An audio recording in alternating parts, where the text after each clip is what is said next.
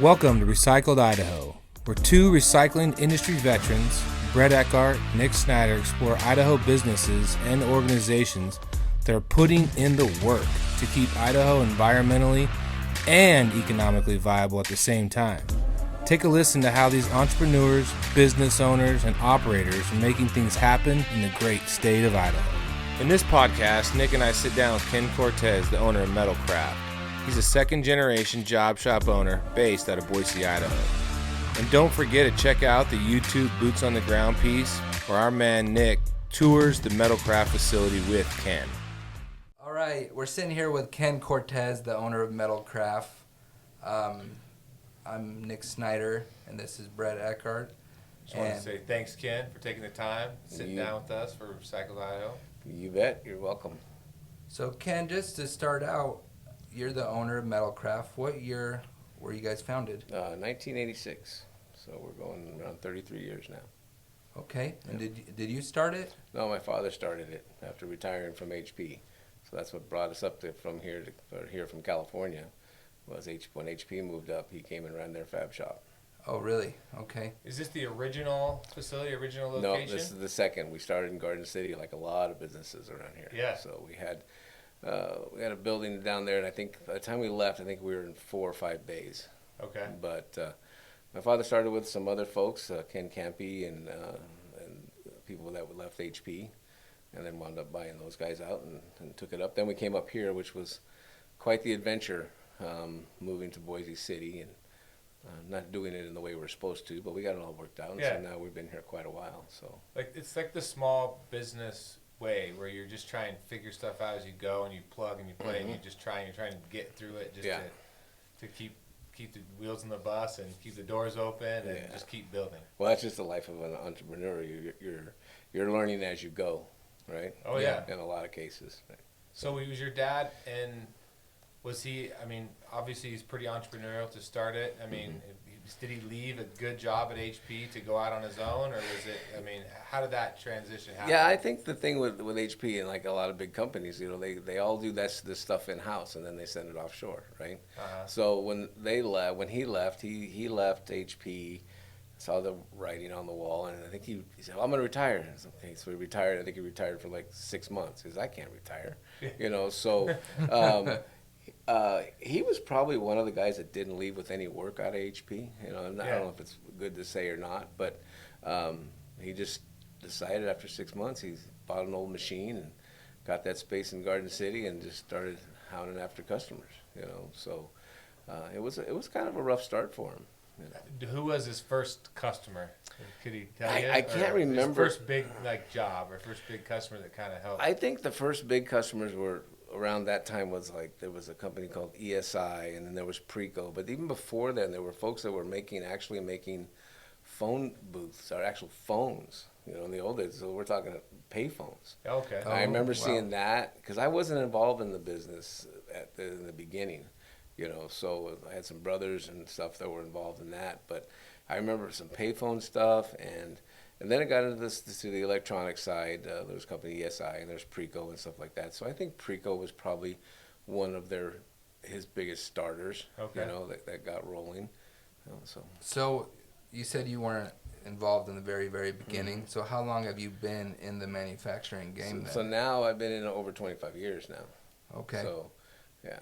When did you kind of take part? In 1990, between 92 and 93, after my first, Sergio was born, and then I had a great job, I had a great gig, and I was traveling the Northwest and was enjoying life, but I didn't like being away from the family when you have a family, so I was gone tough. a couple weeks a month. So. And Sergio's your firstborn? Second born, actually. Second born, okay. Yeah. So I have 3 kids, and they're all great kids, and now they're spread out. Well, 2 of them are here now, and my daughter moved to Atlanta. So. Did your dad welcome you with open arms, or did he push you to get in the business, or was he just needed the help? Or I think it was kind of both. It was good. It was time for me to get off the road, and it was being thrown to the wolves. Come on out, learn a little bit about the business, and then before you know it, it's like now you're going to be the general manager, which it happens, and it's like anything in life. If you're gonna take the opportunity, go for it, right? Yeah, And 100%. so that's what I did. And family businesses are not easy. Nope. We love them, but everything worked out. We're all okay now, but Yeah. it's not the easiest. And I don't care what size of business it is and what the families are. You love them. Yeah. Well, I'm third generation Yeah. family business, so like I relate to some Yeah. of those stories. And when you say it's not easy, Yeah. there's a lot of times where you're like, it's the opposite of easy, like the stone cold opposite. Yeah, So, yeah. especially when you have sisters or brothers or Yeah. anybody else involved. I bet there's some good stories behind some of it. Oh yeah, it's all working out in the end. Like I said, he said, come and learn the business, and then I started to take it over. Yeah. And like I said, I hadn't really had that. I still probably don't have the right experience, but I'm still gonna roll. Still learning. Yeah, We we all all learn are. every day. So Yeah. But you have a pretty entrepreneurial spirit, obviously. If you're willing to take over that, and then obviously you've added. We were just walking through the shop, and you were telling me, I've had this piece of equipment for 4 years, or this piece of equipment for 5-6 years, and that means that you're still willing to put money back into the business to grow and do more. So yeah, you have to. The only problem is that the price tag of those things they're going up faster than you can think about it. But yeah, that's the way it goes. So can you just give us just a background of what does Metalcraft do? What do you guys? Well, we're a precision job shop, and we are a job shop, fairly large. I'd say medium to large, but we do not have a product or a line of our own. So we rely on everybody else's products. We build pieces for OEMs, people that are building their own products, and so they need a couple brackets made, some panels or whatever. So we'll make those components for them, give them to them. They'll assemble their products. A couple of products here, not very many, but we assemble some of them, and they're complete. And there's some cycles that work their way through. We are the beginning of a process. Like I was telling you, the beginning of a process and on a product life, and a lot of times the end of the life. When the quantities get really huge, and everybody wants to send it off to China and do what they do, and then if it starts to die out, they come back because the quantities aren't big enough and that type of thing. What we try to do is keep it all here. That's what everybody should try to do, is keep all that work here somehow. For sure. Are the majority of your customers, are they domestic? Yes. They Up are. until the last couple of years, with one of our bigger customers moving around, now we send stuff offshore. So we're actually sending things to, not China, but Malaysia and other places. So it's. Do they handle the shipping on that? Do you handle the shipping? Is that like a logistics? Is that Yeah, a they whole they component? take some of them take care of it. Some of them want you to take Okay. care of it. It just depends. So Because you go can from work like out. a machine job shop to now you're a logistics company. Now and so we're you building get- crates and we're Yeah. doing all that kind of stuff. Yeah, and it's a battle. Uh-huh. You really wish those customers were right around the corner so you can drive and drop it off. Now you got to get it in the box, and I don't know what they do when they fly across the world, but man, some of that stuff gets turned upside down, and you're just Yeah. like, what is going on? For Yeah. sure. So- Yeah, it leaves one way and it Mhm. shows up another way. Yeah. I've been Exactly. on both sides Yeah, of that. yeah. I don't think we said it that way, but is that what you say? We've had some equipment come our way from other countries where it just winds up all beat up. Oh, yeah. Yeah. I You're just- like, what the hell did you do to this thing? And we don't even want to know why, whatever, right? So Yeah. just okay, we'll make it again or whatever happens. But that was quite a little change for us. But you have to change with this industry. Maybe some of that stuff will come back. You just never know, and you got to be ready. I think the best businesses, regardless of industry, you have to be willing to change and be willing to retool and move a different direction. And a lot of times whoever can do it the fastest Oh, yeah. and whoever's willing to do it is usually who's able to kind of navigate, good times, bad times, and everything in between. I mean, Well, I think that's the biggest part about job shopping. You have to be flexible, because we're customer driven. Yeah. We're customer driven by the top 10, but we don't only have 10. They think we only have 5 customers, those 5. Yeah. Yeah. But we don't. We got hundreds of them, and it just depends. We try to work it in the best we can. oh yeah. So you have to be flexible. It's not the easiest thing. Everybody would love to, okay, just send me one widget and let me make 2 million of them. Oh yeah. But we'd be bored. Right? Yeah, exactly. Yeah. There's- Like that knife cuts both ways. Yeah, it does. Yeah. So with the changes that we were just talking about, have you seen any significant changes in the manufacturing? Well, I think the machinery, that's like, it's almost like computers now, so laser technology from CO2 to fiber to different stuff that they're doing now. It's it is changing all the time. I think one of the things that's really going to change in the future is going to be automation. Is going to be something that everybody's going to have to look at. Yeah. You don't want to take jobs from people, but to compete, and if you want to do those You want to be big competitive. runs, you got to be competitive. You got to figure out how to do it with less people, because you can, Do you think some of that's driven by and we talked to a lot of people in a lot of different industries, and I've traveled a lot, talked to a lot of different businesses, and I'm always curious, and the question always comes up, especially like in the last 2 years, like, are you guys having a hard time finding people? Oh yeah, And- it's been more than 2 years. It's been. But it seems like the forever. last 2 years, it seems that drum beat just keeps Yeah. getting louder and louder and Well, louder, and When that unemployment rate gets to that certain point, there's nobody around, and we Yeah. live in an incredible state, right? yeah, But think about it, we're not big. There's not a lot of people here, for sure. right? So Yeah. we're just picking from each other, and you try not to do that to each other. Hopefully you don't, but it happens. For sure. But there's just not enough people here, and I think that's something that it's twofold. You love to have a small community, and you like living where you live. But if you're Yeah. a company like ours or someone else, it's like I need some more people. Yeah. It's So when hard. people talk about automation, they get scared, Oh, yeah. right? And they're like, "Oh, well, that's going to eliminate thousands, millions of jobs, whatever that is." But I mean, when I talk to guys like yourself, and we fight the same issue. Is like, I think automation would make you as a country or more efficient. So I don't necessarily think those jobs that everybody's worried about getting taken. Some of that stuff's not even available. Like, there's nobody to work those jobs in the first place. There isn't, but there's a lot of different versions of that, and I think one of the things people have to realize, in any job that you're at, if you're willing to grow with the company and the company decides to go that way, well, then you want to be the guy I want to run the machine that's running the machine. Yes. So you have to be willing to jump in and say, okay, how do I learn that? Because the industry is getting better, and the interfaces between the automation and interfaces between machines are becoming much more friendly, right? Okay. So you don't have to have that mechanical engineer that has to run the machine. I mean, it's pretty, the language is pretty easy, not super easy, but it's better than it was, right? And, Yeah. And a lot of things, and if you're willing to learn that, the guy who's running the machine right now really should be the guy that does the automation, because he knows the machine part of it. Yep. But there's a separate industry there right now too, where I think You think those will kind of mold together into one? I think so. I think if people aren't looking, if some of the youngsters out there, they need to be looking at, maybe I need to, I'm an engineer and doing some things like that, but maybe I ought to look at automation, because everybody's going to be looking at that point. There's certain things, automation is really expensive. Yeah. If you look at it from the price point, right? But then you look at how much labor it's going to save you, and you can just close your plant and go home and it runs all night. Yeah. You can run 24 hours Yeah, a day. and if you Yeah. have that, hopefully you have that kind of work, and that allows you to get that kind of work, right? I think that's where, and I've said this before, I went to college, but I don't think college is for everybody.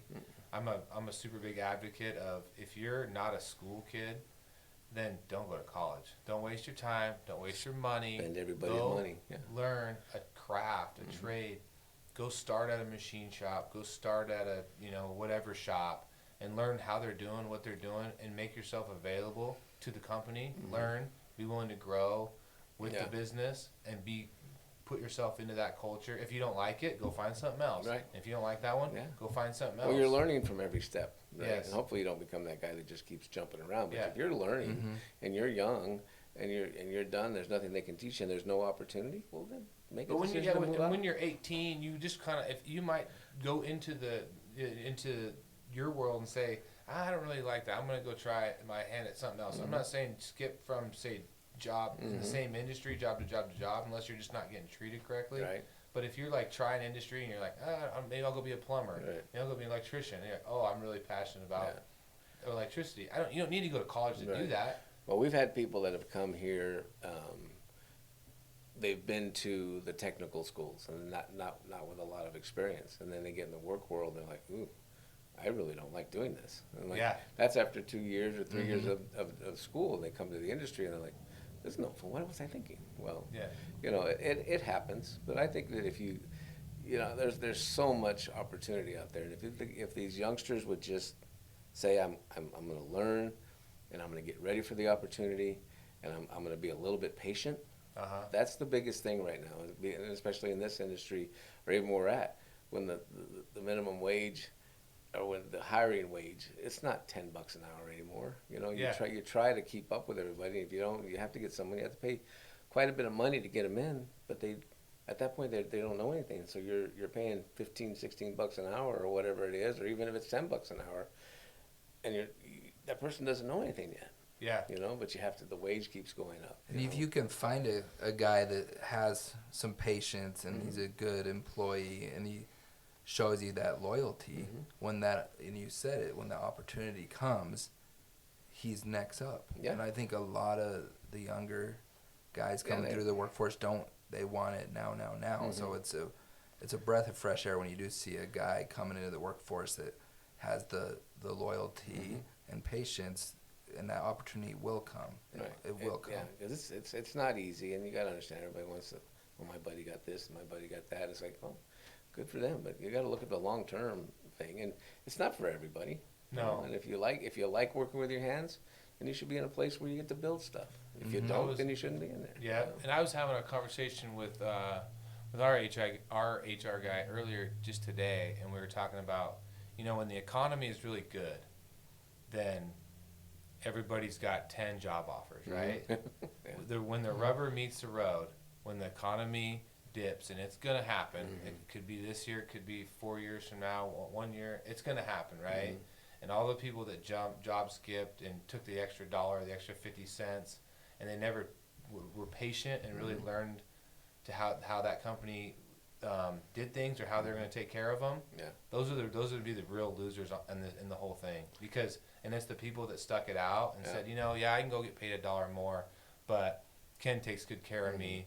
I've got a job. I'm learning the next level of what's going to happen on the automation side or whatever it is. Those are the real winners. But it takes time. It is, and I think what people really, when they say I can do 2 jobs, you bring value to the company. You bring value to yourself. You hate to say it, but it's like the last one in, first one out sometimes, because their level's not where it needs to be.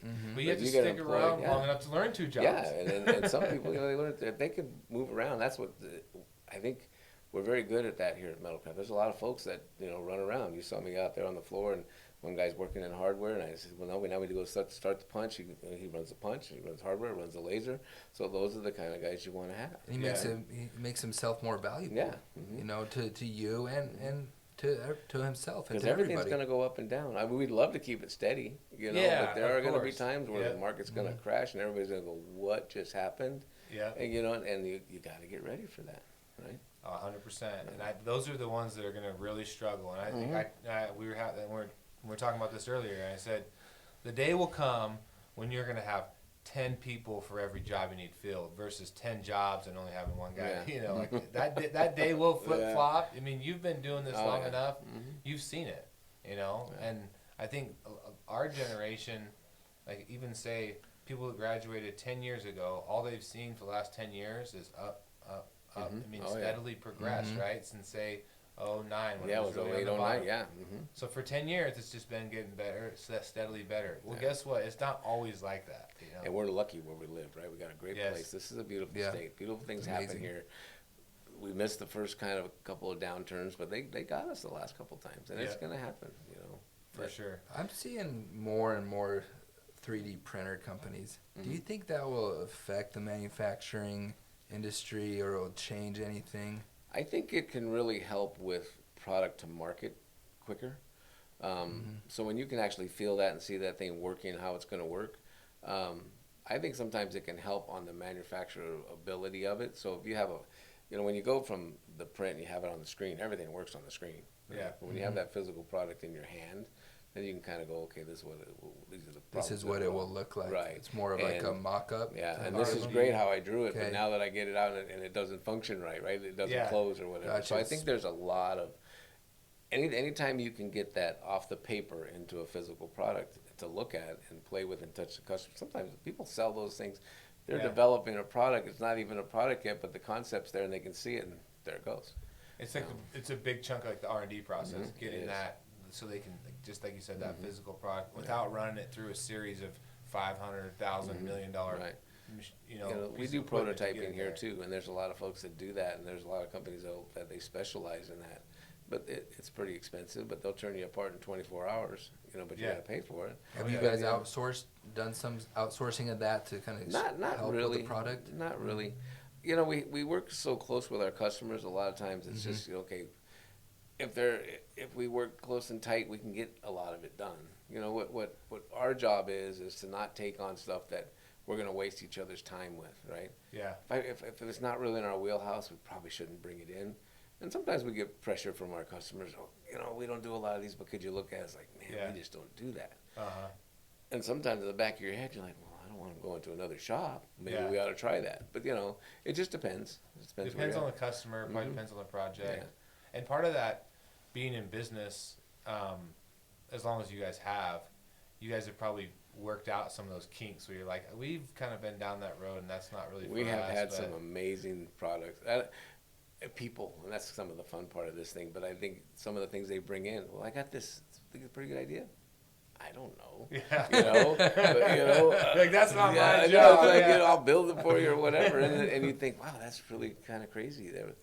And we had one customer that their product was driven because I think it was their grandmother or something didn't see really well and loved to read, you know, and then they were concerned about her sight, and they developed a system that enlarged the book, camera, the whole thing, and we built that for years, you know, but it was two brothers taking care of their grandmother. That's cool. And it turned into a business. That's you know? awesome. So, you know, you just never know what's going to come in here, right? The product lines that we see sometimes are just kind of crazy. So us being metal guys, me being a metal guy, like what's kind of you see a lot of, you know, your basic, you know, material here, you know, your steel and stainless and stuff like that. Is there any, have you had to bring in any exotic alloys or anything and cut, or have you guys always just kind of stuck to it's kind of the basic common alloys? Yeah, it's kind of the basic. I think we might have cut some titanium or something a couple times. There's some stuff I cut on the laser that people didn't want me to know that they're cutting, so I can't tell them. Yeah. It's just basic material. Okay. You know, because a lot of times you're like, well, is that going to work? Yeah, it said it'll cut it, you know, but it's real expensive, and you're like, just so you know, you bring in the material, I could lose it or something could happen. But like I said earlier, if it's not in our wheelhouse, we probably should back off a little bit from it, right? You know, and there are some crazy expensive materials out there. Oh yeah, you know? Oh yeah. We don't see it as much on this end because people are always asking me the question. Well, what about this and what about that material, like your Inconels and your mollies and this? And I'm like, you know, over here in Idaho, we are pretty basic still. Yeah. We don't have a big aerospace, you know, industry over here. You know, it's a lot of, you know, your basic food grade stuff, and you know, they might have some of that eastern Idaho. There's some crazy stuff going on over there, but you know, we rarely see any of that. Yeah. But no, I don't know. It's basic stuff that we deal with. You know, we're searching out different materials and things. There's instead of having something electropolished, now they have mirrored material that you can buy. It comes to you already surface finished and ready. Yeah. Which is great, but if you scratch in the middle of the sheet, you can lose the whole sheet. You know. Yeah. You know, but, it's always changing. There's always new technology out there with the metal that you got to work with. Oh yeah. Right? Where does recycling fit in with manufacturing? Well, I think, you know, just the whole recycling thing is the right thing to do, right? You know, we have a big, beautiful planet, and it doesn't have unlimited resources, so you got to recycle that stuff every time you can. You know, you got to get it out. You got to, you know, we try to charge for as much as we can on that material, but we make the skeletons that we have to punch and cut out of the middle of that sheet. Yeah. You know, you try to utilize the most you can, but some of it just has to go. You just can't do it. It's got to hold it together somehow. Yeah, and that's where the computer programming has came in and helped eliminate a lot of the scrap material that used to say exist, you know, 10, 15 years ago. Is they're figuring out a way to spin and cut and put more parts per sheet than ever before. Yeah, no, there's great softwares out there that are doing amazing things, and it does. It saves your yield is much better, right? Yeah. And then you know, when you're looking at an industry like ours, every time you touch it, it's costing you money. So you don't want to touch it I want to touch it as least as I can, right? Yeah. So and sometimes we think, well, let's put that piece back on the shelf, and then you touch it 27 times, and that $4 piece just costs you $75 because you keep moving it around, you know. So it's just things you got to look at, right? Yeah. So. So where do you see Metalcraft in the future? Like, what is your future plans for? Well, the goal is to be around 50 plus years. Okay, so we're blessed. We're really blessed to be here 33 years. Okay, so a lot of job shops don't make it. And we're a true job shop at this point. You know, we have 40 some employees. It's a monster to feed. But, you know, my dad had a legacy that we want to keep rolling, you know, and maybe my kids will get involved in it or whatever, or the people here will keep it rolling. That's what I want to have. And we got to take it to the next level, which we're talking about. Things are really changing out there in the world now, right, with a lot of stuff coming back. Yeah. I think there's opportunity that some shops weren't going to have. And, you know, it depends how deep your pockets are and what your commitment is and how much risk you want to take. Exactly. You know, because all those machines out there, they're very, very expensive. And once you buy one, they got to run all the time. Yeah. You know, so I want this business to be around a long time because I care about these people here, and they've been here with me for quite a while. I mean, I told you out there, I have one gentleman here who's 96 years old. Yeah, can you tell that story? Like, just, that's a great. Well, Ernie Resendez worked with my father, and he moved up with HP also. So he worked in their model shop down in Palo Alto. So he moved up here, worked with them at HP, and we think he retired from HP once. So he's retired twice. Yeah. And so he runs my model shop. Now, you know, he's 96, but he still comes in 3 days a week. You know, he doesn't look 96. No, he doesn't. And he'll go. That shocked me. Yeah. The other day, he goes, 8 hours. I think that was enough. I said, well, thank you very much. You know. And, but he just has that. He just has that skill, skill set that, you know. Unfortunately, a lot of our youngsters that come up there, they're never going to have that because people like Ernie they're disappearing. Yeah. Right. And he draws everything up on paper. You know, and then he'll make it. He has his own little shop back there. It's all single hit punch and break and everything. And he just has he's been doing it for what 70 years or whatever. So he just you probably could do it blind. I mean, he probably could do. It's amazing to watch somebody like that has that incredible work ethic because he just works. You know, there's some little parts that he does for one of our customers, and we're like, man, how does he do that fast? And you know, he even tells, man, my fingers are like numb. We'll take a break. No, I got to get this done. You know, and so he'll do 1,000 one day, and he takes that on himself. So I want to do 1,001 the next day. He's still pushing always himself. Pushing. That's you know, amazing. And that's something that some people don't really realize. When we did the boots on the ground portion, we walked around and you got him a new machine. But can you tell us about that machine? Well, it's just a roller. So he was rolling. We have these parts that we have to flatten out. And Ernie has the roller in his areas. I'll do them, you know. So he's cranking away on these parts, and then finally I go to get him a new one. I got him a power roller. He goes, I don't know about that power roller. It's not going to be as good as when I'm rolling it. I'm like, Ernie, you have to stop rolling the machine, right? Yeah. You know? He didn't want the new. No, he didn't. He wanted his like, old machine. I want my old machine. I just don't know. I don't know if it's going to work. And the funny story, and this was bad on our part, and it's kind of silly to even put on this thing, but it was. The roller wasn't working correctly. One of the rollers had moved over, and the gears weren't connected. And when I walk over there, he's pushing this part there. I'm like, Ernie, you shouldn't have to be pushing it. He goes, I know, I'm getting tired. I thought this thing was going to make it easier. So we open up the side. It's like, that bolt's loose, and that's not clicking. And he goes, well, that's going to make it a lot easier. Yeah. And so he kind of likes the machine now. It makes it. Yeah. So what, in your opinion, though, and this doesn't have anything to do with the machine shop or anything like that. What's going to get the youth or get the next generation to have that same work ethic as Ernie? I mean, how do we as our company develop it, and how do you develop it, and or as a country, like what's going to have to happen to get people to realize that you don't have to have your life figured out by 25 and have your career and. You know, I think the biggest thing is people, and I think we do it to ourselves. You know, we all want our kids to have better than we did, right? Yeah. So we want to have them the opportunity. So we provide a lot of things for them. So I think there's a definite break there.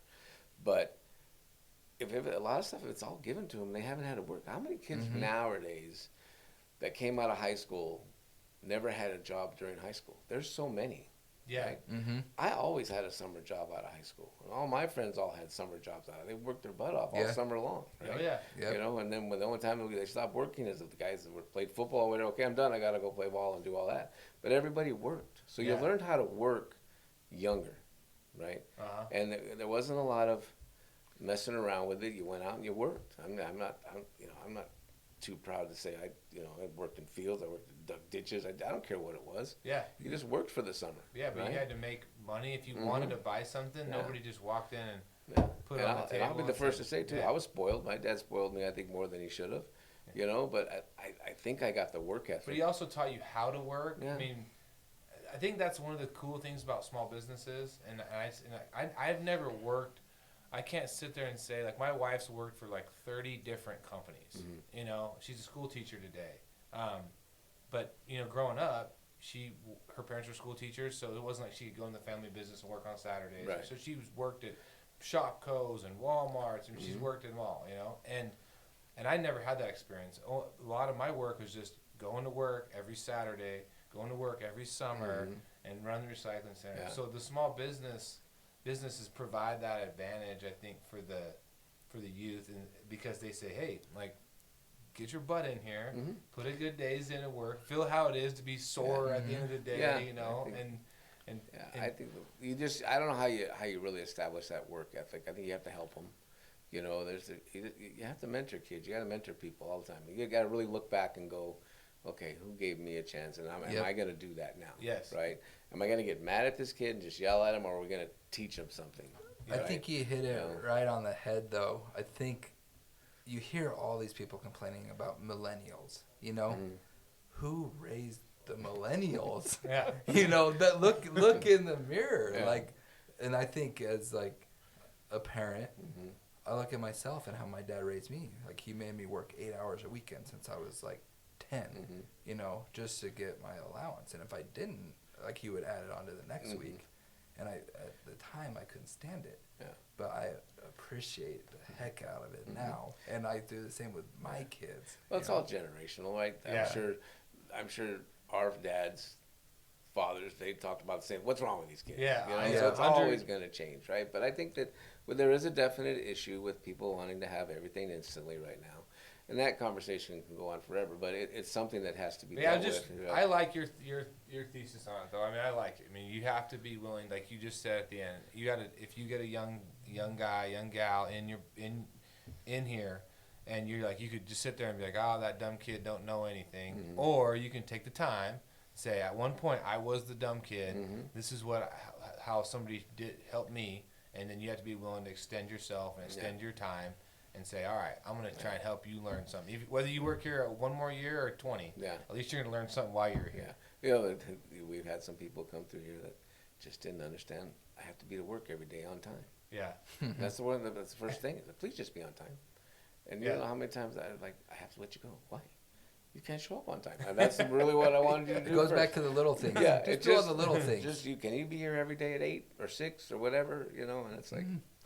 but it's just stuff you have to work on, you know. And when you're a little company, you know, you want to try to give people an opportunity. Sometimes you can, sometimes you can't. You know? Yeah. And I think it hardens your heart just a little bit, but you got to stay flexible with people. Yeah, You never know it's what's a gonna people, it's a people business. Mhm. I mean, I don't care how many robots are invented. I Yeah. don't care how much automation exists. If you have good people, generally speaking, you got a good business. Oh, yeah. And I You think know. that's And you're paying the bills, and you're doing it. You know, Yeah. that's you know. Some of us are gonna make money. Some of us, there's times where you don't make any dang money. Yeah, you someone know? you're the opposite of making money. Yeah. you're losing money. Yeah, And you're working hard. Yeah, you're working. Yeah, I'm working. You make any money? No. Yeah. I'll get back with you on that one. Yeah. So one thing I know that's close to your heart is the Jalapeno Open. Mm-hmm. If you want to just tell us about that real quick. Well, my father started the Jalapeno Open after him and some friends started the Hispanic Business Association. So the HBA used to help Hispanic businesses in town, but then they kind of changed and they went to helping the youth. So this tournament is put on, and we're the main supporters of it now. But we help Hispanic youth in the Treasure Valley. and it's for college scholarships. So Okay. they're not big scholarships, but we're getting close to a $500,000 raised in 29 years. We're Nice. always looking to do Yeah. do more, but you'll find that a lot of these kids, that I'm impressed by what they do. Some of them don't have English as their second language, Yeah. and before you know, by the time they're coming out of high school, they're already taking college courses. Yeah. And they're excelling and doing very well. It's a great scholarship for those folks. So we give out of high school and continuing ed, and we control the scholarship. So if something comes up and we decide that maybe he isn't college bound academic and he wants to go to vocational school, we can give him money for that. So we're Nice. not locked into that. Yeah. So we've it's a passion that my dad had, and I'm glad to be able to take it over as part of his legacy. We want that to keep continuing on. It's just fun. It's fun, and it's the right thing to do. Jalapeno Open, if you ever get a chance to deal with it or play in it, we have a blast. And it's just, you got to give back to your community. Yeah. That's wherever you're going. We do all this stuff and we spend all the money and we do everything we can to work, but you got to give back. What's great, I mean, we've been to it about 4 years in a row. Yeah. We've done a booth a few times, and it's just a great turnout. It's for a great cause, and we enjoy And supporting it goes back to what we were just talking about building work ethic, and if a kid knows that they go to school and they do the right thing in school and they learn, and that there's a potential carrot at the end with a scholarship, and because they've done the right thing, then that's just as important as getting them in here and teaching them how to. No, it's really amazing how many of those kids that once they get in and they have that drive, and there's money there, then they find it and they finish. Yeah. We're in the process now and hoping after 29 years, a lot of these graduates, and we have some, I don't know where they're all at, but we have some amazing graduates that have done some incredible things, right? Do some of them stay in touch? Yeah, some of them do. Actually, Okay. one of them is David Estrada at Boise State, and he's a professor there now. And Oh, there's that's a lot of awesome. crazy Amazing. stuff going. Yeah. And we're trying to reach out to them to help us. Everybody. It's time to give back. Yeah. Because eventually I'm going to be old, and we'll see what happens of who runs it and who does what. But we're real fortunate with a lot of the graduate. We have a good, I guess, graduation percentage. Uh-huh. And a lot of them do really well. They just, like I said, it's not a big scholarship. We're here now. Go get it. Finish your 4 years. Yeah. No, it's like here. This is some help, and they can apply for it every year until they It graduate. gets the ball rolling, Mhm. right? I mean, that's the biggest. It's a thing. little bit, books and crazy things. It's all expensive. Yeah, for sure. So. So I love to end on this question, but can you just give me like a mentor or two that you've had in your career, and kind of what they've done for you and what that means to you? Well, I mean, I'm gonna say the good Lord for one, but then my father, a little bit about him is he raised 3 boys by himself, basically, and then I'd say my aunt really helped him a lot, but that was my first mentor, and he's always been able to provide for me. Unfortunately, we lost him in 2004, but that was one of the men that I always look up to. Well, nobody's perfect, but he was always looking out for us and taking care of us and wanted to teach us and do the things that on that side. I'm gonna say from a mentor side, I've been blessed with so many people. It would be really kind of hard to pick one or two. Yeah. I've met so many good people, and if you're open to that, you're gonna live You're with gonna that. learn. I mean, there were some teachers that, I wasn't the best student, but they kind of take care of me. You should probably do this. Okay, thanks. And I got some great friends that are around, and I think from a mentor, not even a mentor, but when I watch someone like Ernie, who's still around and does what he does, Yeah. and loves his country, loves his work, loves everybody around him. He gets to be grumpy at 96. He deserves that, right? Yeah, But he other earned than that. Yeah, you get that. I'll get that one too. But this guy, to love God and love country and everything as much as he does, that's just something really to look at. I mean, it's an incredible deal. Right? I mean, then it doesn't get much better than that. No. Yeah. And that's probably it. That's great. I mean, that's as good an answer as I can come up with. Yeah. Right there. But Just one more thing. How do people get a hold of you if they want to contact you? I'm really hard to get a hold of, actually, but just ask everybody. How do they get a hold of Metalcraft? Well, Yeah. you can get a hold of me at Ken Cortez at metalcraftidaho.com. Okay. And then work your way through, or just call the office, 208-368-0700.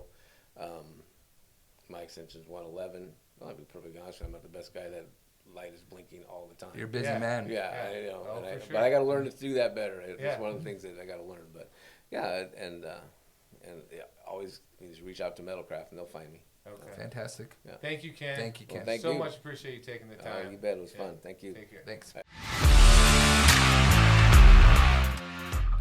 Thank you for listening to another episode of Recycled Idaho. And as we continue the journey across this great state, we look forward to bringing you more stories of people and organizations putting in the work to do the right thing.